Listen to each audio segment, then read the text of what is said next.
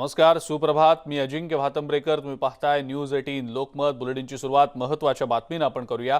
मुंबईची लाईफलाईन असलेली local 15 August पासून सुरू होणार असली तरी राज्य सरकारनं नवे नियम लागू केलेले आहेत आणि या नियमांनुसार मासिक पासवरच लोकलनं प्रवास करता येणार आहे.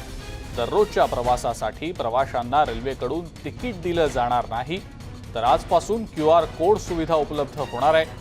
प्रवाशांना पडताळणीसाठी येताना कोविड लसीकरणाचा दुसरा डोस घेऊन 14 दिवस पूर्ण केल्याचं प्रमाणपत्र आणि छायाचित्र पुरावा म्हणून आणावं लागणार आहे. लोकल प्रवासासाठी राज्य सरकारनं नवीन नियम लागू केलेले आहेत. या नियमानुसार मासिक पासवरच लोकलनं प्रवास करता येऊ शकणार आहे. दररोजच्या प्रवासासाठी प्रवाशांना रेल्वेकडून तिकीट दिलं जाणार नाहीये. सोबतच आजपासून QR कोडची जी सुविधा आहे ती देखील उपलब्ध करून दिली जाणार आहे.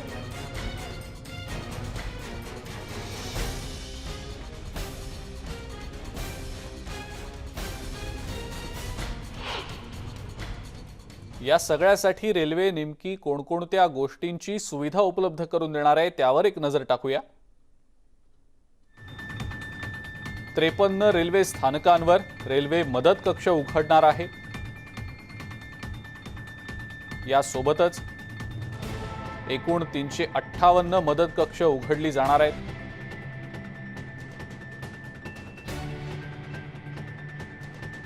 मुंबई महानगर प्रदेशामध्ये ही मदत कक्ष असतील.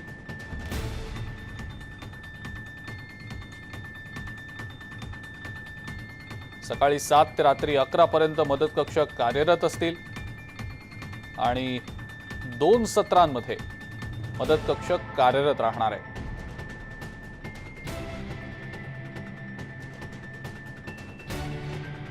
एकूण 109 स्थानकांवर मदत कक्ष असणार आहेत. सकाळी 7 ते रात्री 11 पर्यंत मदत कक्ष कार्यरत असतील. 2 सत्रांमध्ये हे मदत कक्ष आपलं काम सुरू ठेवणार आहे. प्रवाशांनी जवळच्या स्थानकांवर सगळ्या गोष्टींची पडताळणी करावी लागणार आहे आणि बनावट कोविड प्रमाणपत्र जर असेल, पडताळणीमध्ये जर तसं आढळलं तर कारवाई देखील केली जाणार आहे.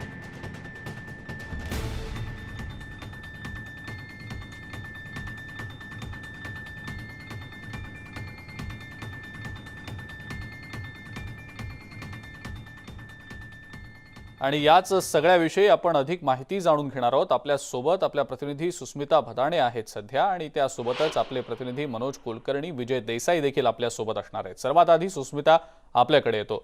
आजपासून लसवंतांना पास मिळू शकणारे नवे नियम सरकारनं जारी केलेले आहेत रेल्वे प्रवासासाठीचे.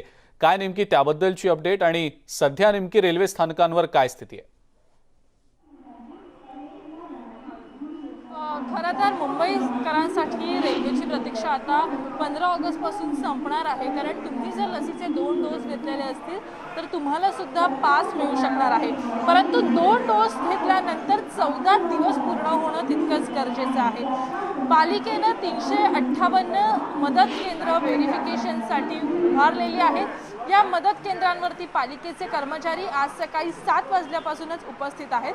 सकाळी 7 ते रात्री 11 वाजेपर्यंत या व्हेरिफिकेशन कोडचं तुम्हाला व्हेरिफिकेशन करून मिळणार आहे. सध्या मी आहे दादर परिसरामध्ये. दादरमधल्या या व्हेरिफिकेशन सेंटरला सुरुवात झालेली आहे. सुरुवातीला काही नागरिकांनी व्हेरिफिकेशन सुद्धा केलं आणि काही रांगेतही आहेत. सर, कशा पद्धतीची प्रक्रिया आहे, कशा पद्धतीने लोकांना व्हेरिफिकेशन करून मिळेल?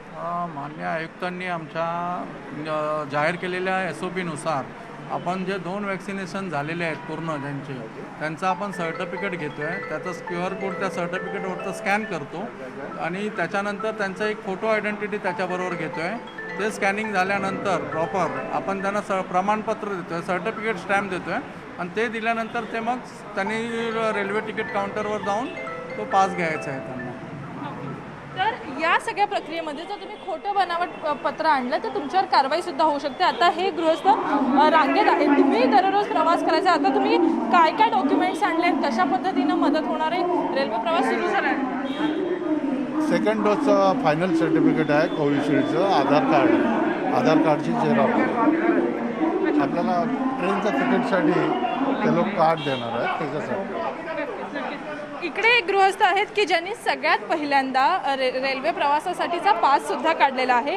तुमचं सर्टिफिकेट दाखवाल. सध्या आपण जर बघितलं तर अशा पद्धतीचं व्हेरिफिकेशनचा एक बॅच जो आहे, शिक्का जो आहे तो याच्यावर मारण्यात येतो आणि सोबतच यांनी व्हेरिफिकेशन पूर्ण झाल्यानंतर पास सुद्धा काढलेला आहे. आता हा पासही त्यांच्याकडे आहे. साधारण 1 महिन्याचा हा पास आहे.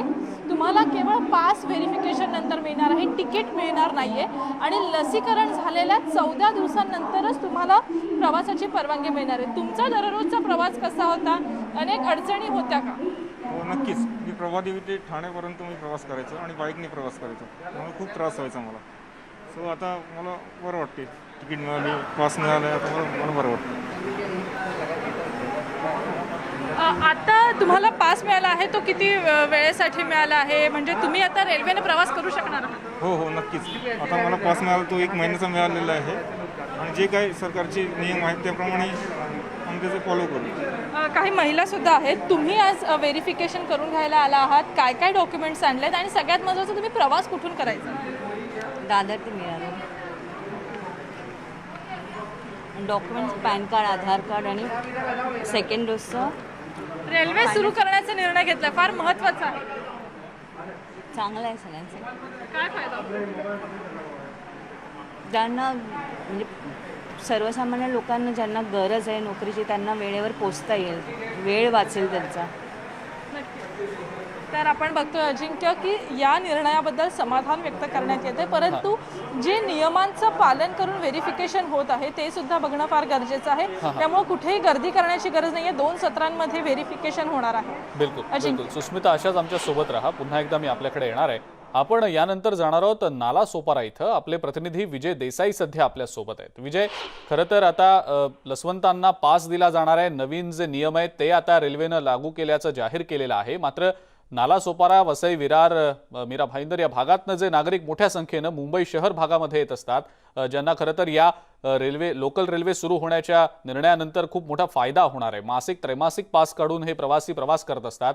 काय नेमकी तिथली सध्याची स्थिती आहे विजय, त्याबद्दल नेमकं काय सांगाल? अजिंक्य, ही खरं तर न्यूज लोकमतच्या याची हा विजय आहे. कारण हा लोकांचा सुद्धा विजय आहे. कारण न्यूज 18 लोकमतने लोकल आपल्या हक्काची ही मोहीम राबवली होती आणि त्याला आज यश आलेलं आहे. लोकांमध्ये आनंद आहे. माझ्यासोबत पालिकेचे उपायुक्त प्रदीप जांभळे पाटील सर आहेत. त्यांच्याकडून जाणून घेऊया काय व्यवस्था केली आहे, कशा प्रकारे असणार आहे. काय सांगाल सर? राज्य शासनाने आता निर्देश दिलेले आहेत की 15 ऑगस्ट पासून जे लसीचे 2 डोस प्रतिबंधात्मक जे लसीचे 2 डोस आहेत आणि ज्यांनी 14 दिवस कंप्लीट केलेले आहेत अशा लोकांना महापालिकेद्वारे सर्टिफाय करून ती रेल्वेला दिले जाईल, जेणेकरून रेल्वे पास इश्यू करू शकेल. अशा पद्धतीने या ठिकाणी काम चालू आहे. सर, कशा प्रकारे व्यवस्था करण्यात आलेली आहे? आपल्याकडे एकूण 4 रेल्वे स्टेशन आहेत महानगरपालिका हद्दीमध्ये. तर आपण त्या ठिकाणी ईस्ट आणि वेस्ट पकडून असे 8 केंद्र आपण उभारलेले आहेत आणि जेवढे रेल्वेचे काउंटर आहेत तेवढे काउंटर आपण त्या ठिकाणी उभा केलेले आहेत आणि ते काउंटर 2 शिफ्ट मध्ये चालणार आहेत.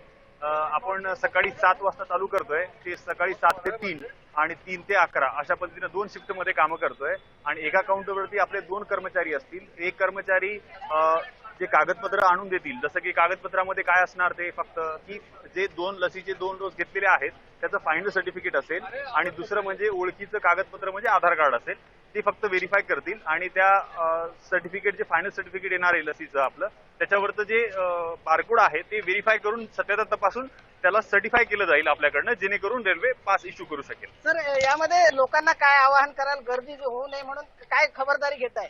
आपल्याकडे इथं ऑलरेडी 4 काउंटर आहेत. आपण परिस्थितीप्रमाणे लक्ष ठेवून आहोत. त्याच्यावरती नियोजन आहे आपलं की प्रत्येक ठिकाणी 2-2 माणसं आहेत आणि जशी जशी असं गर्दी असे वाटेल तेव्हा आपण काउंटर वाढवणार आहोत. त्याच्यामुळे आपण ती नियोजन करूनच आपण कामं करतोय. महानगरपालिकेचं यावेळी मात्र नियोजन व्यवस्थित करण्यात आलेलं आहे. कारण प्रत्येक ठिकाणी आयुक्त, उपायुक्त हे प्रत्यक्ष जाऊन त्या ठिकाणी भेटी देत आहेत. जिथे गर्दी होते तिथे त्यांना बाजूला करण्यात येत आहे. सर्व लोकांनाही आवाहन आपण करूयात की सुरक्षित अंतर पाळा आणि कोरोना टाळा. बिलकुल विजय, असेच आमच्या सोबत राहा. पुन्हा एकदा मी आपल्याकडे येणार आहे. आपल्या या सगळ्या प्रवाशांच्या ज्या एकंदरीतच मागणीकडे रेल्वे प्रशासनानं, राज्य सरकारनं कुठेतरी सकारात्मकरित्या पाहिलेलं आहे आणि त्या दृष्टीनं आता हा निर्णय घेतला गेलेला आहे. 15 ऑगस्टपासून कोरोना लसीचे दोन्ही डोस घेतलेल्यांना मुंबई लोकलमधनं प्रवास करायला परवानगी दिली गेलेली आहे आणि आजपासून पालिकेनं प्रत्येक स्टेशनवर एक कर्मचारी नेमून प्रवाशांना पास देण्याचं काम सुद्धा सुरू केलंय। कुर्ला स्थानकावर सुद्धा प्रक्रिया सुरू आहे। मनोज कुलकर्णी आपले प्रतिनिधी आपल्या सोबत आहेत, त्यांच्याकडनं या संदर्भातली माहिती आपण घेऊया। मनोज, न्यूज 18 लोकमतवर आपण प्रवाशांच्या व्यथा सातत्यानं मांडलेल्या होत्या, वृत्तमालिका आपण राबवलेली होती। अखेर राज्य सरकारनं लोकल प्रवासाबाबतचा निर्णय घेतला। 15 ऑगस्टपासून याबद्दलची जी एकंदरीतच कार्यवाही आहे ती देखील सुरू होणार आहे। मात्र प्रवाशांची नेमकी या संदर्भातली प्रतिक्रिया नेमकी काय आहे आणि ज्या पद्धतीचे नवे नियम लागू केले गेलेले आहेत त्या दृष्टीनं काय नेमकी सध्याची स्थिती आहे कुर्ला स्थानकावरची? बरोबर आहे, सरकारच्या बाबतीत लोकांचं म्हणणं आहे, ज्याच्याशी बोललो देर आहे दुरुस्त आहे, ठीक आहे उशीर झाला आहे, परंतु अजूनही येणाऱ्या काळामध्ये जे सण आहेत किंवा कामं आहेत ते कामं करण्यासाठी आम्हाला लोकल जे प्रवास करायला मिळणार आहे त्याचा खूप फायदा होणार असल्याच्या लोकांनी प्रतिक्रिया दिली आहे। त्या कुर्ला स्टेशनवर कशा प्रकारे सुविधा देण्यात आलेली आहे, आज कशा प्रकारे प्रक्रिया सुरू आहे हे मी आपल्याला दाखवू इच्छितो। या ठिकाणी एक पालिकेचे कर्मचारी आहेत, ते येत आहेत, जे प्रवासी आहेत ते लाईनमध्ये येत आहेत। या ठिकाणी त्यांचं व्हेरिफिकेशन केलं जात आहे, त्यांनी 2 डोस घेतले आहेत का हे बघितलं जात आहे आणि त्यानंतर त्यांना तिकीट काउंटरवर जाऊन पास इश्यू करण्यात येत आहे। या ठिकाणी कुठला अनुचित प्रकार होऊ नये त्यासाठी मोठ्या प्रमाणात पोलिसांचा बंदोबस्त ठेवण्यात आलेला आहे। या ठिकाणी जे कुर्ला स्टेशन आहे मोठं गर्दीचं ठिकाण असते, मध्य आणि हार्बर मार्गावरची जी मध्यवर्ती ठिकाण असल्यावर मोठ्या प्रमाणात गर्दी होत असते प्रवाशांची, परंतु आज मात्र या ठिकाणी पोलिसांचा बंदोबस्त असल्यामुळे ही गर्दीसुद्धा कमी आहे आणि लोकांच्या बोलण्यातून अधिकाऱ्यांच्या बोलण्यातून एक लक्षात आलेलं आहे की जे लोक येत होते ज्यांच्याकडे पास होते ते येत होते, परंतु आज मात्र पोलिसांचा बंदोबस्त असल्यामुळे ते येऊ शकले नाही किंवा येत नाहीत। याच्यामागचं कारण म्हणजे अनेकांनी नकली ज्या आयडेंटिटी कार्ड आहेत ते काढले होते आणि त्याच्यावर प्रवास सुरू केला होता असं, परंतु आता मात्र सगळ्यांना चांगल्या प्रकारे जी आहे ती सुविधा मिळणार आहे। आपल्यासोबत RPFचे अधिकारी आहेत, त्यांना विचारा सर यहाँ पे किस तरह से इंतजाम किया गया है, सुरक्षा का जो लोग आ रहे हैं उनको किस तरह से सुविधा दी जा रही है? RPF, GRP और सिटी पुलिस मिलकर पूरा व्यवस्था बनाए हुए हैं और किसी तरह की कोई दिक्कत नहीं हो रही है। यदि कोई अनाधिकृत रूप से आएगा तो उसके ऊपर कार्रवाई की जाएगी। अच्छा, तो जे कोणी अनाधिकृतरित्या येत असतील किंवा चुकीचे किंवा डुप्लिकेट जे सर्टिफिकेट घेऊन येत असतील तर त्यांच्यावर कारवाई करण्यात येणार असल्याचं त्यांनी सांगितलं। आपल्यासोबत प्रवासी पण आहे, तर कुठून कुठे जाताय आपण? मला ॲक्च्युली कोल्हावर लोअर परला जायचं आहे, पण आतापर्यंत मी प्रवास BSTचाच केला। आता हे देत आहेत म्हणून माझे दोन्ही डोस झालेले आहेत, आता माझं 59 कंप्लीट आहे। अच्छा, कुठे कामाला जाता आणि कसे जात होते आधी?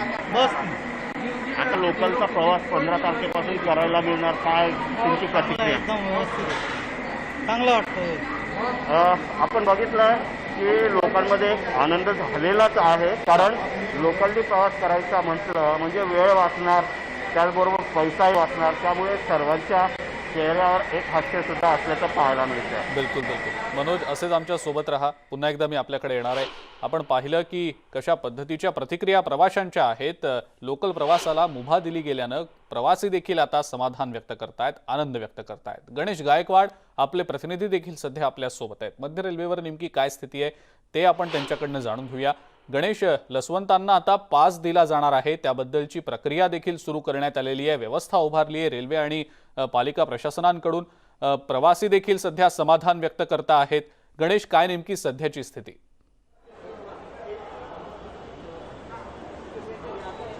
अजिंक्य, काही प्रवासी आहेत ते समाधान व्यक्त करतायत, तर काही प्रवाशांनी राज्य सरकारवर टीका केलेली आहे। कारण सगळ्यात महत्त्वाचा मुद्दा जो काल राज्य सरकारनं उपस्थित केला की तुम्हाला तिकीट 1 दिवसाचं दिलं जाणार नाही, तुम्हाला मासिक पास दिला जाईल, याच्यावर प्रवाशांनी संतप्त प्रतिक्रिया दिल्यात आणि आजपासून जे तिकिटासाठी किंवा डोस घेतलेले सर्टिफिकेट किंवा त्याच्या संदर्भातला एक ID प्रूफ या ठिकाणी घेऊन येत आहेत आणि या ठिकाणी स्टॅम्प महापालिकेचे जे कर्मचारी अधिकारी या ठिकाणी बसले त्यांच्याकडनं व्हेरीफाय करून पुन्हा एकदा मागे असलेल्या तिकीट काउंटरचे ते जाऊन पासेस मिळवत आहेत। मात्र या सगळ्या ज्या अटी, या सगळे जे नियम आहेत इथे काही प्रवासी त्याच्यावर टीका करतायत तर काही प्रवासी समाधान व्यक्त करतायत.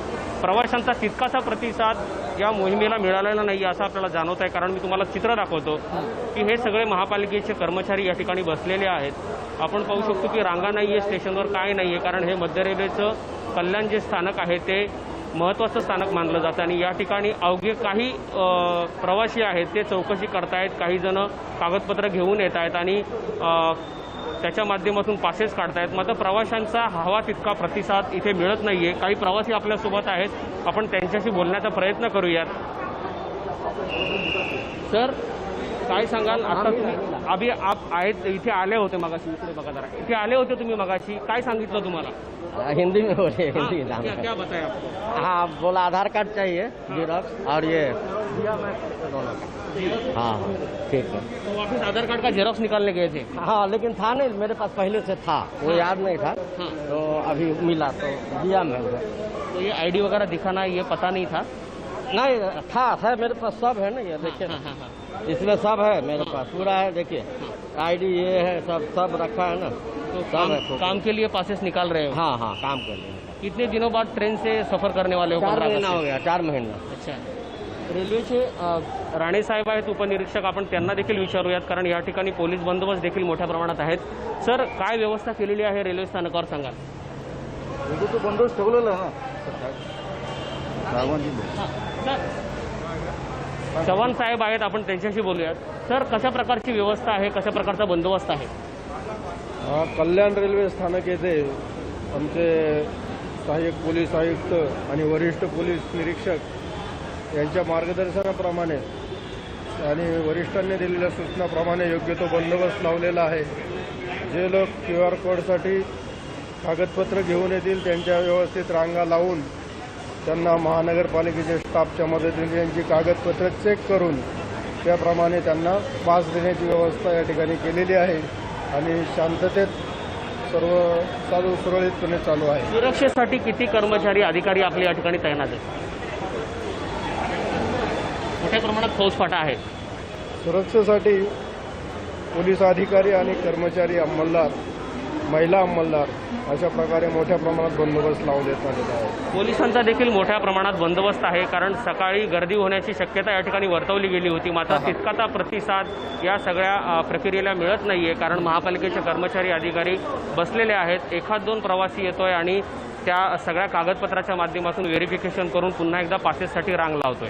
बिलकुल अजिंक्य. गणेश, आपण बघितलं की गर्दी सध्या तरी नाहीये, मात्र कदाचित येत्या काळात ही गर्दी वाढण्याची शक्यता निर्माण होऊ शकते आणि त्या दृष्टीनं पोलीस बंदोबस्त देखील तैनात करण्यात आलेला आहे. आपण पाहिलं तर मुंबई आणि उपनगरांमधल्या रेल्वे स्थानकांवरनं आपण हा आढावा घेतो आहोत. न्यूज 18 लोकमतवर सातत्यानं प्रवाशांच्या व्यथा आपण मांडलेल्या होत्या.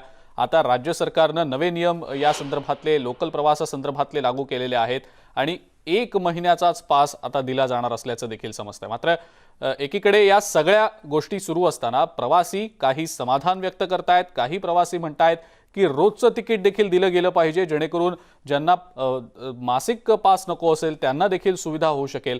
सुस्मिता भदाणे आपल्या प्रतिनिधी पुन्हा एकदा आपल्या सोबत आहेत, त्यांच्याकडे आपण पुन्हा एकदा जाऊया. सुस्मिता, आपण जर पाहिलं तर ऑफलाईन प्रणाली देखील 11 ऑगस्टपासून कार्यान्वित करण्यात आलेली होती. लेवल 3चा पास दिला जाणार आहे, पास धारकांना सुविधा होणार आहे. मात्र जे प्रवासी ज्यांना खरं तर पास नको असेल, तिकीट काढून प्रवास करायचा असेल, त्यांची मात्र अडचण अजूनही आहे. त्याबद्दल काही विचार होतोय का? त्याबद्दल काही प्रवासी आपली व्यथा किंवा तक्रार मांडतायत का? खरं तर पास धारकांसाठीच हा GR जो आहे तो काढण्यात आला आणि त्या हिशोबानं यंत्रणांनी सुद्धा मदत कक्ष जे आहेत व्हेरिफिकेशनसाठीचे ते उभारलेले आहेत. प्रत्येक रेल्वे स्थानकावरती, म्हणजे सध्या जर दादर रेल्वे स्थानकाचा विचार केला तर सेंट्रलसाठी सुद्धा 3 ते 4 काउंटर्स उभारण्यात आलेले आहेत. एकूणच मुंबईच्या उपनगरीय भागांमधनं मध्यवर्ती मुंबईमध्ये किंवा साऊथ बॉम्बेमध्ये येणाऱ्या लोकांची संख्या ही प्रचंड असते. त्यामुळे अगदी सकाळपासूनच आपण बघितलं तर या 3ही केंद्रांवरती दादर स्टेशनच्या प्रचंड गर्दी पाहायला मिळते आहे. रेल्वे प्रवास हा फक्त पास धारकांना देण्यात येणार आहे कारण हे सगळे नोकरदार आहेत ज्यांचा दररोजचा प्रवास आहे. सध्या दादरच्या दुसऱ्या एका व्हेरिफिकेशन बूथवरती मी सध्या आहे जिथं व्हेरिफिकेशनसाठी नागरिक येतात. पोलिसांना सुद्धा इथे तैनात करण्यात आलेलं आहे कारण कुठल्याही पद्धतीने नागरिकांनी गर्दी करू नये. टप्प्याटप्प्यानं नागरिकांना व्हेरिफिकेशन करून देण्यात येत आहे आणि त्यानंतर त्यांना पास घेण्यासाठी मागेच आपण जर बघाल तर मागेच व्यवस्था केलेली आहे. एकीकडे निर्बंध शिथिल होत आहेत पण कुठेही धोका टाळायला नको म्हणून अशा पद्धतीने उपाययोजना करण्यात आली. आज सकाळपासून नेमकी काय स्थिती आहे, कशा पद्धतीने व्हेरिफिकेशन होत आहे? आत्ता आम्ही त्यांचे जे 2 डोस झालेले आहेत त्यांचं सर्टिफिकेट आणि आधार कार्डचं ते घेऊन त्यांचं QR कोडमध्ये ते हे करतो, चेक करतो, व्हेरिफिकेशन करतो आणि हे साहेब नावं लिहित आहेत आणि नावं लिहून मग ते QR कोड झाल्यामुळे ते डायरेक्ट QR कोडमुळे त्यांना 15 तारखेपासून पास मिळाला जाईल. मासिक पास मिळणार आहे परंतु एक दिवस जर समजा प्रवास करायचा असेल तर ती परवानगी असणार आहे का? हो, ती इमर्जन्सी ड्युटीला जी आधीपासून जी व्यवस्था चालू केलेली आहे ती रेल्वे इमर्जन्सी सर्व्हिससाठी जे रेग्युलर जे एक दिवसासाठी तिकीट काढली जाते ते तिकीट ते आता काउंटरवरती मिळत आहेत. पण ही जी आता महानगरपालिकेने जी आता ही केलेली आहे शासनाच्या आदेशानुसार त्यानुसार आता आपण मासिक पाससाठी हे व्हेरिफिकेशन करतो. तर फक्त मासिक पास धारकांना किंवा ज्यांना मासिक पास हवा आहे, दररोज नोकरीच्या ठिकाणी पोहोचायचं आहे, अशाच नागरिकांना हा रेल्वे प्रवास करता येणार आहे. आणि सगळ्यात महत्त्वाचा मुद्दा म्हणजे 2 डोस झाल्यानंतर सुद्धा किमान 14 दिवस झालेले असायला हवेत, त्यानंतरच हे व्हेरिफिकेशन पूर्ण ठरते. आणि जर व्हेरिफिकेशनमध्ये तुम्ही खोटे कागदपत्र दिले तर तुमच्यावरती कायदेशीर कारवाई सुद्धा होऊ शकते. सध्या 2 सत्रांमध्ये हे काम चालणार आहे. सकाळी 7 ते 11 या वेळेमध्ये 358 केंद्र सुरू आहेत. त्यामुळे टप्प्याटप्प्यानं कमी गर्दी जिथे जिथे शक्य आहे तिथे तिथे हे केंद्र सुरू झाले आहेत. आणि रेल्वेच्या या निर्णयाला आणि प्रशासनाच्या या निर्णयाला खरंच नागरिकांनी सुद्धा सकारात्मक प्रतिसाद दिलेला आहे. अजिंक्य. बिलकुल सुस्मिता, अशाच आमच्या सोबत राहा. आपण यानंतर पुन्हा एकदा विजय देसाई यांच्याकडे जाणार आहोत. नालासोपारा स्टेशनवरनं ते आपल्या सोबत होते आणि त्यांनी या संदर्भातली माहिती देखील आपल्याला दिलेली होती. विजय, आपण जर बघितलं तर मासिक पास धारकांसाठी सध्या ही सुविधा उपलब्ध करून दिली गेलेली आहे आणि मासिक पासधारक जे प्रवासी आहेत त्याला प्रतिसाद देखील दिसतोय. मात्र फक्त ज्यांना तिकीट काढून प्रवास करायचा असेल, मासिक पास ज्यांना नको असेल त्यांची मात्र अडचण अजूनही आहे. अत्यावश्यक सेवेतले जे एकंदरीतच प्रवासी आहेत किंवा कर्मचारी आहेत त्यांचा प्रवास तर आधी जसा सुरू होता तसाच असणार आहे. मात्र अत्यावश्यक सेवेत नसलेले जे सर्वसामान्य नागरिक आहेत त्यांना मात्र अजूनही पास जर घ्यायचा नसेल तर प्रवास करता येणार नाही अशी अडचण आहे. प्रवासी नेमकं या संदर्भात काय म्हणतायत विजय, त्यांची नेमकी प्रतिक्रिया जाणून घ्यायला निश्चित आवडेल. खरं तर या ठिकाणी ज्यांनी 1 डोस घेतला त्यांना सुद्धा मिळालं पाहिजे असं त्यांचं म्हणणं आहे. आता ज्यांनी लसीचा डोस घेतलाय त्यांना तिकीट रोजचं मिळणार नाही, काय सांगाल? पण असं नाही, फक्त ज्यांनी 2 डोस घेतला त्यांच्यासाठी चालू केलं. आम्ही 1 डोस घेतलाय, आमचा दुसरा डोस बाकी आणि वसई विरार शहरमध्ये दुसरा डोस मिळत नाही. तो डोस घेण्यासाठी आम्ही कुठे जायचं? तर आमच्यासाठी पण चालू करा ट्रेन, ही आमची हे आहे की प्लीज आमच्यासाठी पण ट्रेन चालू करा. फक्त 2 डोस वाल्यांनाच चालू, पण आपल्या इथे डोसच मिळत नाही तर आम्ही काय करायचं? डोस मिळत नाही तर काय करायचं? आपल्या लोक तुम्ही काय सांगाल? तुम्हाला पास मिळायला पाहिजे का? पास मिलना चाहिए क्या? पास मिलना चाहिए ना हमको जाने के लिए. डेली का जो टिकट है वो मिलना चाहिए. हाँ, डेली का मिलना चाहिए. हम लोग को जाने के लिए तकलीफ होती है. आपने कितना डोज लिया है? मैं फर्स्ट डोज ले चुका हूँ, दूसरा डोज लेना बाकी है. क्या लगता है आपको? हमें लगता है कि हम लोग जल्द से जल्द चालू हो जाना चाहिए. लवकरात लवकर चालू करा असं म्हणतात. तुम्ही काय सांगाल? भरपूर प्रॉब्लेम झाले, त्यामुळे जायला प्रॉब्लेम भरपूर ट्रेन मध्ये होतोय. पास भेटलंच पाहिजे. मिनिमम त्या लोकांचे प्रॉब्लेम होते जाण्याचे, काही लोकांचे नोकऱ्या गेले, त्यामुळे लवकरात लवकर रेल्वे सुविधा द्यावी आम्हाला जाण्याकरता. लवकरात लवकर सुविधा द्याव्या. तुम्ही काय सांगाल? मला सांगायचं तिकीट मिळण्याचं वेळ पडलं तिकीट मला पाहिजे. तिकीट लवकरात लवकर दिलं पाहिजे असं म्हणणं यांनी या ठिकाणी प्रत्येक प्रवासी व्यक्त करत आहेत. बिलकुल अजिंक्य. बिलकुल बिलकुल. यानंतर आपण कुर्ला स्थानकावर जाणार आहोत. मनोज कुलकर्णी आपले प्रतिनिधी पुन्हा एकदा आपल्यासोबत जोडले गेलेले आहेत. मनोज, काही जे प्रवासी आहेत ते समाधान व्यक्त करतायत, जे खास करून पासधारक आहेत त्यांनी समाधान व्यक्त केलंय. मात्र ज्यांना तिकीट काढून प्रवास करायचा आहे त्यांना मात्र अद्यापही ही सुविधा नाहीये. QR कोड तर दिले जात आहेत प्रवाशांना, मात्र ज्यांना पास नको असेल महिन्याभराचा, काही दिवसांसाठीचा प्रवास ज्यांचा असेल त्यांना मात्र काही प्रमाणात असुविधा होणार आहे आणि त्यांची मात्र अजूनही तक्रार आहे. मनोज, असे काही प्रवासी आहेत का की ज्या प्रवाशांना असं वाटतंय की राज्य सरकारनं याबाबतीत देखील आता विचार केला गेला पाहिजे?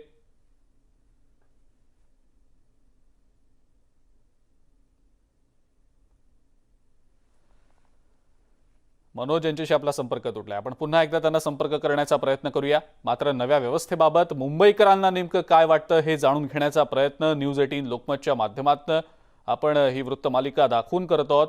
मनोज पुन्हा एकदा आपल्यासोबत जोडले गेलेले आहेत. मनोज, आपण जर बघितलं असेल तर सध्याची जी सुविधा आहे ती फक्त मासिक पासधारकांसाठी आहे. ज्यांना तिकीट काढून प्रवास करायचा आहे त्यांना मात्र ही सुविधा सध्या उपलब्ध नाहीये. त्यामुळे काही प्रवासी समाधान व्यक्त करतायत सरकारने जी सुविधा उपलब्ध करून दिली आहे त्याबाबत. मात्र काही प्रवासी अजूनही असमाधान व्यक्त करतायत. मनोज, त्याबद्दल नेमकं काय सांगा? अगदी बरोबर आहे.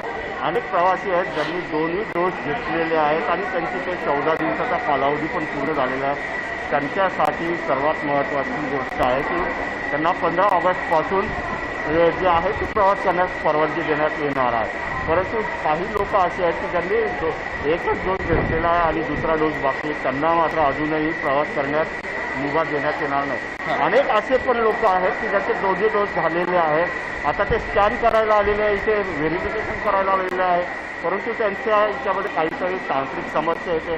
असेच एक प्रवासी आपल्या सोबत आहेत. काका, तुमचं नाव काय आहे? माझं नाव अनिल पुरुषोत्तम चव्हाण. कुठे राहता तुम्ही? कुर्ला पश्चिमेला सुभाषनगर. कामाला कुठे आहे? कामाला रिटायर्ड झालेले आहे. बरं, आता पास काढायला आले, नेमकी काय समस्या आली? पास काढायला म्हणजे मी कोविडशील्डचे 2 लस घेतले, पण इकडे स्कॅन करायला गेले स्कॅन होत नाही. त्याला कारण काय? मग त्यांना काय सांगितलंय तुम्हाला? त्यांनी सांगितलं नंतर या म्हणून. त्याच्यावर काय सोल्युशन मला दिलं नाही त्यांनी. आपण बघू शकतो अशा प्रकारच्या समस्या सुद्धा येत आहेत की जे लोक आहेत ज्यांनी पहिला डोस घेतला, दोन्ही डोस घेतलेले आहेत, ते याच्यामध्ये इलिजिबल होत असतील तरी सुद्धा त्यांना कुठेतरी स्कॅन होत नाही किंवा अशा प्रकारची त्या काही समस्या निर्माण होत असल्याचं पाहायला मिळतं. या ठिकाणी पालिकेचे कर्मचारी आहेत, अधिकारी आहेत, ते हे सगळं व्हेरिफिकेशन करताना पाहायला मिळत आहे. काही लोक आहेत ते आपले कागदपत्र दाखवतात. तुम्ही कुठून आलात, तिथे जाणार आहे, कसं? हां, आणि हे प्रोसिजर करण्यासाठी इथे आलेलो आहे. छान गोष्ट आहे. कुठे कामाला कुठे आहे? मी कामाला ठाण्याला आहे.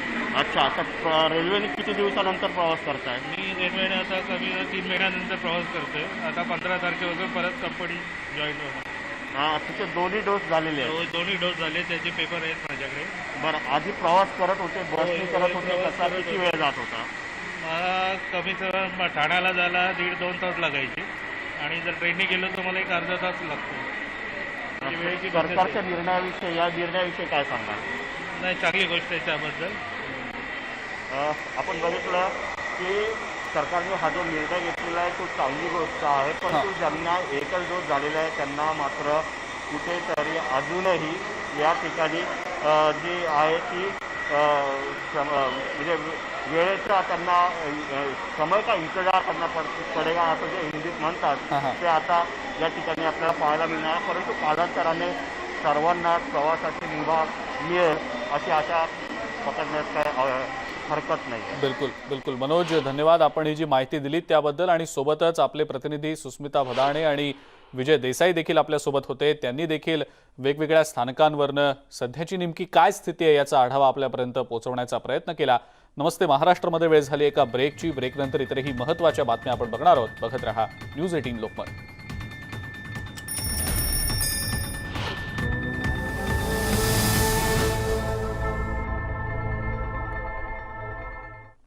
नमस्ते महाराष्ट्रामध्ये ब्रेकनंतर आपल्या सगळ्यांचं पुन्हा एकदा स्वागत.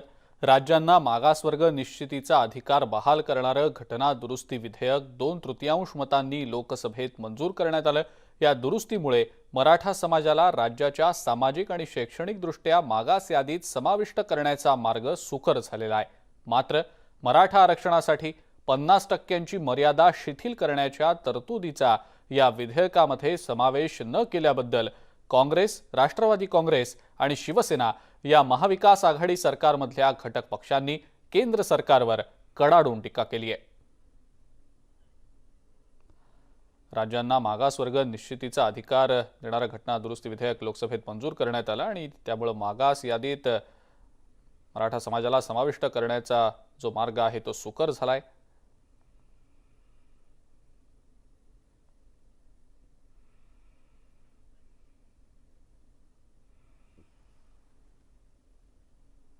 आरक्षणाची मर्यादा शिथिल न करता राज्य सरकारला आरक्षणाचा अधिकार देणं ही कृती तकलादू आहे असं मत अशोक चव्हाण यांनी व्यक्त केलं आहे.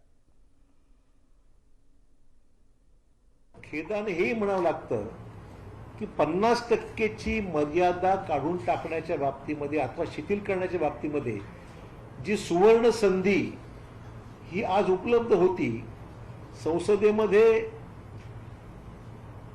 या कॉन्स्टिट्यूशनल अमेंडमेंट घटनात्मक तरतुदीच्या माध्यमातून जे करणं सोपं होतं, जी न्यायालयीन प्रकरणामध्ये जी गोष्ट कठीण होती ती आज सहजपणे संसदेमध्ये पारित करण्याकरता संधी मात्र या सरकारने गमावली, एवढंच मला या निमित्ताने सांगावं लागेल. पुढची एक बातमी बघूया. न्यूज 18 लोकमतच्या पाठपुराव्याला यश आलेलं आहे. तीर्थकुंड हडप प्रकरणी आता गुन्ह्याची नोंद करण्यात आलेली आहे. देवानंद रोचकरी, बाळासाहेब रोचकरी यांच्यावर गुन्हा दाखल करण्यात आलेला आहे. बोगस कागदपत्र तयार केल्याचा आरोप होता आणि फसवणुकीच्या आरोपाखाली सुद्धा आता गुन्ह्याची नोंद करण्यात आलेली आहे. पोलीस आता या प्रकरणाचा अधिक तपास करत आहेत. न्यूज 18 लोकमतच्या पाठपुराव्याला अखेर यश आलेलं आहे. तुळजापूरमधील तीर्थकुंड हडप प्रकरणी बोगस कागदपत्र तयार केल्याचा आरोप करण्यात आलेला होता आणि यासोबतच फसवणुकीच्या आरोपाखाली सुद्धा आता गुन्ह्याची नोंद करण्यात आलेली आहे. याचबद्दलची अधिक माहिती आपण जाणून घेणार आहोत. आपल्यासोबत आपले उस्मानाबादचे प्रतिनिधी बालाजी निरफळ आहेत सध्या फोनलाईनवरनं. बालाजी, न्यूज 18 लोकमतच्या पाठपुराव्याला अखेर यश आल्याची ही सध्याची अपडेट दिसतेय. काय सांगता येईल एकंदरीत याबद्दल? एकंदर बघितलं अजिंक्य, महाराष्ट्राची कुलस्वामिनी म्हणून आई तुळजाभवानीचं मंदिर हे परिचित आहे आणि या परिसरात अशा अनेक प्राचीन तीर्थकुंड आहेत. याच्यापैकी हा मंकावती तीर्थकुंड होता. तो देवानंद रोचकरी इथले स्थानिक नेते आहेत, त्या स्थानिक नेत्याने बळकावण्याचा प्रयत्न केला होता आणि याच प्रश्नाला कुठेतरी आपण कशा गैरप्रकारे ते बळकावण्याचा प्रयत्न करतात त्याला वाचा फोडली होती. प्रशासनाला याची दखल घ्यावी लागली आणि काल जर बघितलं, ह्या जो हडप करण्याचा प्रकरण त्याला नाट्यमयरित्या सुद्धा घडामोडी घडलेल्या आहेत. ज्यावेळेस ह्याच्यावर आक्षेप घेत त्यांनी नगरविकास मंत्रालयाकडे स्थगिती मागितली होती की त्यांच्यावर गुन्हा नोंद करू नये म्हणून जिल्हाधिकाऱ्यांनी जे आदेश दिले होते त्याला ही नगरविकास मंत्रालयाने स्थगिती दिली होती. मात्र त्याही नंतर हे प्रकरण जे आहे ते आपण लावून धरलं. जिल्हाधिकारी यांनी सुद्धा नगरविकास मंत्रालयाच्या आदेशाने इतर ज्या चौकशा आहेत त्या चौकशा सुरू ठेवल्या. रात्री नगरविकास मंत्रालयाने जे आहे ते आदेश, ज्या स्थगितीचे आदेश उठवले. त्यानंतर मात्र तात्काळ जिल्हाधिकारी यांनी रात्री मध्यरात्रीचा गुन्हा दाखल झालेला आहे तुळजापूर पोलिसात. तुळजापूर पोलिसात फसवणुकीचा गुन्हा दोन्ही भावावरती जरी झालेला असला तरी मात्र आतापर्यंत आरोपींना अटक झालेली नाहीये आणि आरोपींना अटक करणं गरजेचं आहे. जोपर्यंत आरोपीला अटक होत नाही तोपर्यंत आपण असा पाठपुरावा सुरू ठेवणार आहोत. अजिंक्य, बिलकुल. बालाजी, पोलीस अजूनही या सगळ्या प्रकरणाचा तपास करतायत. पोलिसांच्या तपासाअंती अनेक महत्वाचे खुलासे देखील झाले असतील. काय नेमकी त्याबद्दलची अपडेट बालाजी? एकूण जर बघितलं अजिंक्य, ज्या पद्धतीनं राजरोसपणे हा सगळा तलाव हडपण्याचा जो प्रकार होता तो कुठेतरी प्रकारच चुकीचा आहे आणि हे सगळं कुणाच्या अगण्यात नाही तर फक्त हे दादागिरीच्या जोरावरती हा सगळा प्रकार सुरू होता. महसूल प्रशासनानं जिल्हाधिकारी यांनी 3 समिती नेमून याची चौकशी करून गुन्हे दाखल करायचे आदेश दिले होते. मात्र याला कुठेतरी त्यांनी हरकत घेत मंत्रालयापर्यंत हे सगळं प्रकरण गेलं. त्यानंतर एकनाथ शिंदे असतील, एकनाथ शिंदेनी याच्यावरती उघड स्थगिती दिली सुद्धा असताना परत भूमी अभिलेखच्या माध्यमातून जिल्हाधिकारी यांनी ही चौकशी ठेवली. मात्र ही कुठेतरी वरी अहवाल सादर केल्यानंतर मंत्रालयाच्याही लक्षात आलं की हे जे प्रकरण आहे ते एकदम गैरप्रकारे झाल्याचं दिसतं. त्यानंतर रात्री मंत्रालयाने याची स्थगिती उठवली आणि त्याची स्थगिती उठल्याच्या काही क्षणातच जिल्हाधिकारी यांनी जे आहे ते तात्काळ गुन्हा जो आहे तो तुळजापुरात दाखल केलेला. आता पुढचा तपास जो आहे तो सुरू राहणार आहे. गुन्हा आरोपी जर अटक घेतली, आरोपीची जर पार्श्वभूमी बघितली अजिंक्य, तर अनेक गुन्हे सुद्धा त्यांच्यावरती जमीन बळकावणे असेल किंवा मारहाण करणे असेल असे अनेक गुन्हे जे आहेत ते देवानंद रोचकरीवरती आहेत. त्यांचा पक्ष बदलणे हा एक वेगळा इतिहास राहिलेला तुळजापुरामध्ये. आमदारकीची काही वेळा ते निवडणूक सुद्धा लढलेले आहेत, पराभूत झालेले आहेत. मात्र त्यांचं जे आहे ते अशा प्रकारे जर एकूण इतिहास बघितला तर गुन्हेगारी स्वरूपात सगळा परिपूर्ण इतिहास आहे. त्यामुळे हे जे प्रकरण होतं याला कुठेतरी छाप बसणं गरजेचं होतं. आता प्रशासनानं गुन्हे दाखल केलेत. आता आरोपीला अटक करून पुढची जी कारवाई आहे ती करावी अशी मागणी तुळजापूर आणि तक्रारदार देखील करत आहेत. अजिंक्य, बिलकुल. बालाजी, धन्यवाद. सविस्तर माहिती आपण दिली त्याबद्दल. यानंतर पुढची बातमी नाशिकमधली आहे. 2 बहिणींना जिवंत जाळलं गेल्याचा धक्कादायक प्रकार घडलेला होता. शिवीगाळ करत एका महिलेवर पेट्रोल टाकलं गेलं होतं आणि या महिलेला वाचवण्यासाठी गेलेली तिची दुसरी बहीण देखील या सगळ्या प्रकारामध्ये भाजलेली होती। नाशिकच्या पंचवटी भागातला हा सगळा प्रकार आहे। यामध्ये आरोपी रिक्षा चालकाला पोलिसांनी ताब्यात घेतलंय। या सगळ्या प्रकारामध्ये घर देखील जळून खाक झाल्याचं समोर येत आहे। नाशिकमधला हा सगळा धक्कादायक प्रकार, याबद्दलचीच अधिक माहिती आपण जाणून घेणार आहोत। लक्ष्मण घाटोळ आपले प्रतिनिधी आपल्या सोबत आहेत सध्या फोन लाईनवरनं। लक्ष्मण, धक्कादायक असा हा सगळा प्रकार आहे, काय नेमकी याबद्दलची माहिती देता येऊ शकेल आणि सध्या नेमका पोलिसांचा तपास कुठपर्यंत आलाय?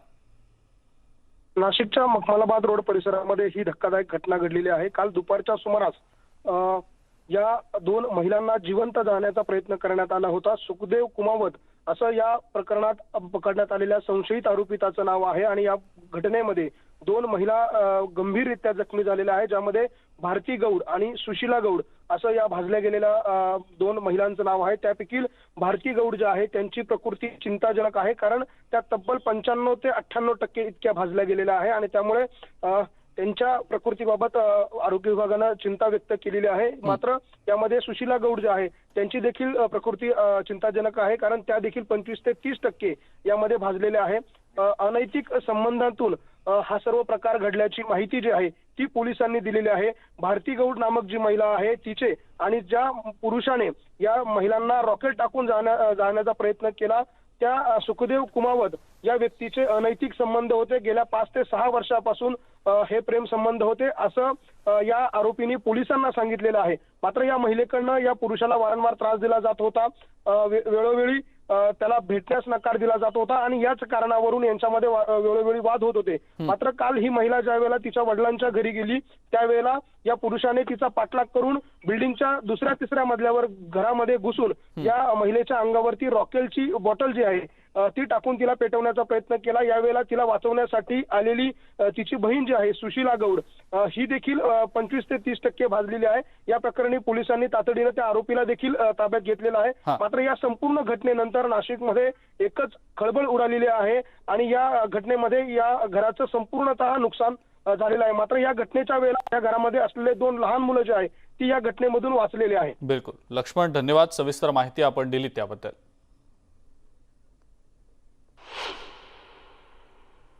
नमस्ते महाराष्ट्रामध्ये वेळ झाली आणखीन एका ब्रेकची। बघत रहा न्यूज 18 लोकमत।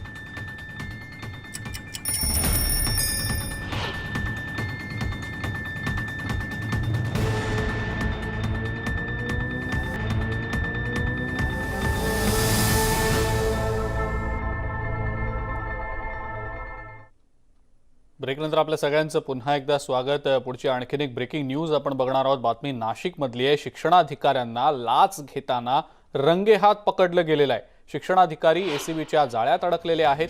लाच घेताना वैशाली वीर यांना अटक करण्यात आलेली आहे। नाशिकमधल्या एका शिक्षण संस्था चालकानं या संदर्भात एसीबीकडे तक्रार केलेली होती आणि या तक्रारीवरून एसीबीने सापळा रचत शिक्षणाधिकारी वैशाली वीर यांना रंगेहात पकडलेला आहे। याचबद्दलची अधिक माहिती आपण जाणून घेऊया। लक्ष्मण घाटोळ आपले प्रतिनिधी आपल्या सोबत आहेत पुन्हा एकदा फोन लाईनवरनं। लक्ष्मण, हा देखील एक धक्कादायक प्रकार आहे। शिक्षणाधिकाऱ्यांनाच 8 लाखांची लाच घेताना अटक करण्यात आलेली आहे, काय नेमकी याबद्दलची माहिती? नाशिक जिल्ह्यात आणि राज्याच्या शिक्षण क्षेत्रामध्ये खळबळ उडवून देणारी अशाच प्रकारची ही घटना आहे। नाशिक जिल्हा परिषदेच्या माध्यमिक विभागाच्या मुख्य अधिकारी जे आहे वैशाली वीर, शिक्षणाधिकारी वैशाली वीर यांना तब्बल 8 लाख रुपयांची लाच घेताना ठाणे एसीबीच्या पथकानं सापळा रचून अटक केलेली आहे। त्यांच्यासोबत त्यांचा जो वाहन चालक आहे ज्ञानेश्वर येवले आणि प्राथमिक शिक्षक पंकज दशपुते यांच्या मार्फत ही लाच स्वीकारली जात होती। 9 लाख रुपयांच्या लाचेची मागणी या वैशाली वीर यांनी या एका शिक्षण संस्थेकडे केली होती। या प्रकरणाचं माहिती जी आहे ती संबंधित शिक्षण संस्थेने थेट अँटी करप्शन ब्युरोच्या महासंचालकांकडे लेखी तक्रार केली होती आणि आपल्याकडे लाच मागितली जाते अशा प्रकारची तक्रार त्यांनी केली होती आणि त्यानंतर अँटी करप्शन ब्युरोच्या महासंचालकांनी या कारवाईचे अधिकार ठाणे एसीबीला दिले आणि ठाणे एसीबीचं पथक काल दुपारच्या सुमारास नाशिकमध्ये आलं आणि या पथकानं तब्बल 4 ते 5 तास या ठिकाणी सापळा रचून या 3 जणांना जे आहे पैसे घेताना रंगेहात पकडलेला आहे. मात्र रात्री या कारवाईला उशीर झाल्यामुळे वैशाली वीर यांना अटक होऊ शकलेली नाही. मात्र आज सकाळी या वैशाली वीर यांना अटक केली जाईल अशी माहिती एसीबी कडनं देण्यात आलेली आहे. त्या महिला असल्यामुळे आणि काही कायद्याचा भाग असल्यामुळे त्यांना रात्री उशिरा अटक करता येत नसल्यामुळे आज सकाळच्या सुमारास त्यांना अटक करण्यासाठी काही पथकं जी आहेत ती रवाना झालेली आहे. मात्र या संपूर्ण प्रकरणाने नाशिकच्या जिल्हा परिषदेमध्ये लाखो रुपयांचा कशा प्रकारे भ्रष्टाचार केला जातो, कशा प्रकारे संस्था चालक असेल, शिक्षक असेल यांना नाडलं जातं आणि पैसे घेतल्यानंतरच त्यांची कामं केली जातात, अशा प्रकारचा ज्या वेळोवेळी आरोप केला जात होता त्याला कुठेतरी या घटनेने दुजोरा मिळालेला आहे. नाशिकच्या जिल्हा परिषदेमध्ये यापूर्वी देखील अनेकदा अँटी करप्शन विभागाने वेगवेगळ्या अधिकाऱ्यांना लाच घेताना पकडलं होतं. मात्र ही जी रक्कम आहे ती मोठ्या प्रमाणात आहे. 8 लाख रुपयांची ही मोठी रक्कम आहे. त्यामुळे आता शिक्षण अधिकारी वैशाली वीर जे आहे त्यांच्या इतर मालमत्तांची देखील चौकशी होणं गरजेचं आहे. कारण त्यांनी देखील या सर्व काळामध्ये आपल्या पदभाराच्या काळामध्ये कोट्यवधी रुपयांची माया जमा केल्याचा आरोप त्या शिक्षण संस्थेचा आहे. त्यामुळे आता अँटी करप्शन विभाग या कारवाईवरच न थांबता जर त्यांनी या प्रकरणाची सखोल चौकशी केली, त्यांच्या अवैध मालमत्तेची चौकशी केली तर निश्चितपणे मोठं गवार जे आहे ते त्यांच्याकडे सापडू शकतं. त्यामुळे आता अँटी करप्शन विभाग जो आहे तो कशा प्रकारे या संपूर्ण प्रकरणाचा तपास करतो हे बघणं महत्त्वाचं ठरणार आहे. मात्र ज्या शिक्षण संस्थेने याबाबतची तक्रार केली होती त्या शिक्षण संस्थेच्या 5 शाळा नाशिकमध्ये आहे आणि त्यांनी त्या जागा वेगवेगळ्या ठिकाणी बदलल्या. त्यामुळे त्यांचं अनुदान बंद करण्यात आलं होतं आणि ते अनुदान पुन्हा एकदा सुरू करण्यात यावं या मागणी त्यांची होती आणि त्याला परवानगी द्यायची होती. आणि त्यासाठी या शिक्षण अधिकारी वैशाली वीर जे आहे त्यांनी 9 लाख रुपये मागितली होती. मात्र तडजोड अंती 8 लाख रुपयांची लाच स्वीकारताना आज त्यांना अटक झाली आहे. त्यामुळे आता वैशाली वीर यांच्या मालमत्तेची चौकशी होणार का, त्यांनी जी काही मोठ्या प्रमाणात या पदभाराच्या काळात जी काही संपत्ती जमा केली आहे त्याची चौकशी होणार का आणि या प्रकरणात आणखी कोणी अधिकारी सहभागी आहे का याचा देखील तपास होणं गरजेचं आहे. बिलकुल लक्ष्मण, धन्यवाद. सविस्तर माहिती आपण दिलीत त्याबद्दल. एकीकडे कोरोनाचा प्रादुर्भाव हळूहळू कमी होतोय तर दुसरीकडे मॉल्स केव्हा सुरू होणार याकडे सर्वांचं लक्ष लागलेलं आहे. मॉल्स सुरू करायला सरकारची परवानगी मिळत नाही आणि त्यामुळे अनेकांच्या उपजीविकेचा एक मोठा प्रश्न निर्माण झालेला आहे. मॉल्सवर हजारो लोकांची उपजीविका अवलंबून आहे. मात्र महाराष्ट्रात मॉल्स आणि थिएटर्स अद्याप खुले करण्यात आलेले नाहीत. योग्य नियमांसह मॉल्स सुरू करायलाही सरकार परवानगी देत नाही. त्यामुळे मुंबईत लाखभर कर्मचाऱ्यांच्या उपजीविकेचा प्रश्न निर्माण झालाय. तर गेल्या 4 महिन्यांमध्ये अनेकांची नोकरीही गेली आहे. 2 लाख से 2.5 लाख लोग काम करते हैं. ये डायरेक्ट एम्प्लॉयमेंट है और इन पे निर्भर है लगभग 7 से 8 लाख लोग. तो इन सब की सैलरी अभी मॉल्स इंडस्ट्री अफोर्ड नहीं कर पा रही है क्योंकि पिछले साल भी 5 महीने के लिए बंद किया गया था जबकि 50% सैलरी दी गई थी. लेकिन इस साल बहुत ज़्यादा मुश्किल हो गई है क्योंकि बैंक मॉरेटोरियम नहीं ग्रांट किया है शॉपिंग सेंटर्स को और 65 to 70% उनकी जो इनकम है वो बैंक्स के लोन्स के इंटरेस्ट को पे करने में चली जाती है. मुख्यमंत्र्यांच्या भाषणात मॉल्सवाल्यांना दिलासा मिळेल अशी अपेक्षा होती. मात्र त्यांना काही दिलासा मिळाला नाही. त्यातच टास्क फोर्सच्या बैठकीतही तोडगा निघालेला नाही. मॉलमध्ये फिरती गर्दी असते. मात्र मॉलमध्ये मोठ्या प्रमाणात कोरोनाची लागण झाल्याची घटना नसल्याचं मॉल्स असोसिएशननं म्हटलंय. हमने बार बार गवर्नमेंट के आगे अपना प्रस्ताव रखा है. हमने उन्हें बताने की कोशिश की है कि मॉल कैसे सेफ्टी और सिक्योरिटी का और हाइजीन का ख्याल रखते हैं. हमारे सैनिटाइजेशन स्टैंडर्ड्स जो हैं वो पहले के मुकाबले बहुत बढ़ा दिए गए हैं. पब्लिक स्पेसेस को हम लगातार सैनिटाइज करते हैं और जहाँ कहीं भी अगर हमें कोई केस मिलता है हमारे स्टाफ के अंदर तो उस जगह को सैनिटाइज करके उसे बंद रख के हम लोग पूरा एक्शन लेते हैं. हमें कोई बहुत ज़्यादा पॉजिटिव रिस्पॉन्स नहीं मिला है. देशातील कोणत्याही राज्यापेक्षा मुंबईत मॉल्सची संख्या जास्त आहे. तसंच शहरातील मॉल्समध्ये होणारी कोट्यवधी रुपयांची उलाढाल आणि कर रूपी मिळणारा जीएसटीचा पैसाही तुलनेनं जास्त आहे. लाटेच्या मुखावर आपण उभे आहोत. त्यासोबत डेल्टा प्लसचा सुद्धा आपल्याला धोका जाणवतो आहे किंवा भविष्यामध्ये त्याचा सुद्धा परिणाम होऊ शकेल. आणि कुठलीही गोष्ट करताना टप्प्याटप्प्याने जर केली, मॉलला उघडू नये असं मत नाही, परंतु जर टप्प्याटप्प्याने आपण केलं, लोकांचं कोविड ॲप्रोप्रिएट बिहेवियर कसं राहील, लोकांना सुद्धा ते अंगवळणी पडलं पाहिजे. तर या सगळ्या गोष्टी विचार करून आपण टप्प्याटप्प्याने ओपन करण्याचा निर्णय घेतलेला आहे. कोविडच्या तिसऱ्या लाटेचा विचार करता सरकार विविध पातळ्यांवर तयारी करत आहे. सरकार आवश्यक त्या उपाययोजना करत असलं तरी विविध क्षेत्रातील कर्मचाऱ्यांच्या दृष्टीने विशेष पावलं उचलण्याची गरज आहे. महाराष्ट्रातील मुंबई, पुणे, औरंगाबाद, नाशिक सारख्या शहरांमध्ये मॉलमध्ये काम करणाऱ्या कर्मचाऱ्यांची संख्या 5,000हूनही जास्त आहे. यामध्ये फ्लोअरवर तुम्हाला वस्तू विकणारे सेल्सपर्सनही आले, सफाई कर्मचारी आणि अगदी सुरक्षा रक्षकही आले. गेले अनेक महिने मॉल बंद असल्यानं 1 रुपयाचीही कमाई या कर्मचाऱ्यांची होत नाही आणि त्याचा थेट फटका बसतोय तो कुटुंबियांना. महाराष्ट्र सरकारनं वेगवेगळ्या ठिकाणी काम करणाऱ्या लोकांना, मग ते ऑटो ड्रायव्हर असतील, रिक्षा ड्रायव्हर असेल, अनेकांना पॅकेज देऊन त्यांना मदत देण्याचा प्रयत्न केला खरा. इथे तर लोकांनी मदतही मागितली नाही, मागितली आहे ती परवानगी मॉल सुरू करण्याची. प्रवीण शेट्टीसह स्वाती लोखंडे, न्यूज 18 लोकमत, मुंबई. तर आता मॉल्स नेमके केव्हा उघडले जाणार असाच प्रश्न या मॉल्समधल्या वेगवेगळ्या दुकानांमध्ये काम करणाऱ्या अनेक व्यक्तींना लागलेला आहे आणि याचमुळे आता सरकारकडे ते देखील मागणी करतायत की तातडीनं मॉल्स देखील उघडली जावी, जेणेकरून त्यांच्या उपजीविकेचा जो प्रश्न आहे तो सुद्धा मार्गी लागू शकेल. हळूहळू कोरोनाची स्थिती नियंत्रणात येते, पण तरी देखील मास्क वापरणं आणि कोरोना प्रतिबंधक इतर नियमांचं पालन करायला तुम्ही विसरू नका. सोबतच न्यूज 18 लोकमतवर बातम्यांचा हा सिलसिला असाच सुरू राहणार आहे. काही बातम्या तुमच्या बघायच्या राहिल्या असतील तर न्यूज 18 लोकमतच्या यूट्यूब पेजवर जाऊन तुम्ही यूट्यूब पेज सबस्क्राईब करा, नोटिफिकेशन बेल आयकॉनवर क्लिक करा आणि ज्या कोणत्या बातम्या तुमच्या बघायच्या राहिल्या असतील त्या बातम्या यूट्यूब पेजवर जाऊन तुम्हाला बघता येऊ शकतील. नमस्ते महाराष्ट्रामध्ये वेळ झाली इथंच थांबण्याची. ताज्या बातम्या आणि अपडेट्ससाठी बघत राहा फक्त न्यूज 18 लोकमत.